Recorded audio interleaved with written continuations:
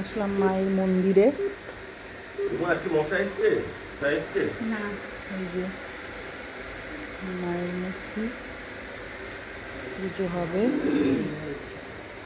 সবাই ঠাকুর মশাই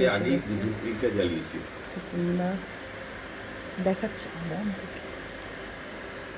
ভাই মন্দিরে এসে উপস্থিত হয়েছি, এইবারে পুজো শুরু হবে। শুনি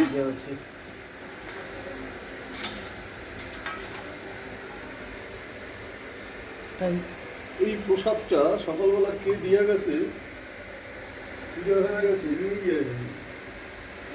এটা ঝুলে রাখো এইখানটা, এই আলটাটার সাথে তোমার এই যে বাইরের ওই আলটাটা। আজকে ফলহারিণী অমাবস্যা, পুজো শুরু হোক, তারপরে আবার দেখাবো।